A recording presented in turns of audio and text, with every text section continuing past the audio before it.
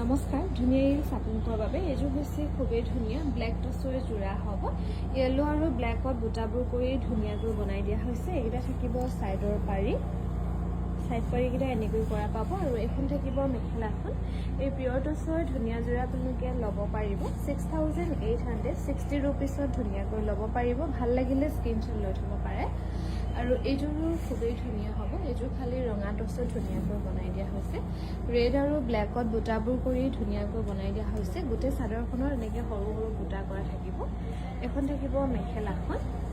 আৰু এখন থাকিব এইযোৰ সেকেন্ড পিচ হ'ব এইযোৰা ল'ব পাৰিব 6860 ৰুপিছত ধুনীয়াকৈ ল'ব পাৰিব ভাল লাগিলে স্ক্ৰীনশ্বট লৈ থ'ব পাৰে এইযোৰো খুবেই ধুনীয়া ব্লেক টচত বনাই দিয়া হৈছে মেহেন্দি গ্ৰীণ আৰু মেৰুনত বুটাবোৰ কৰি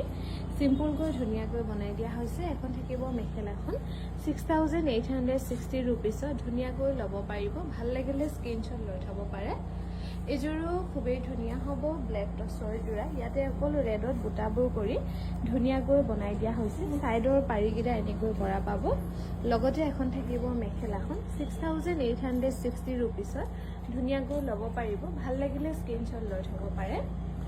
এইযোৰো খুবেই ধুনীয়া হ'ব ৰঙা টচত বনাই দিয়া হৈছে ব্লেক আৰু য়েল্লোত বুটা কৰি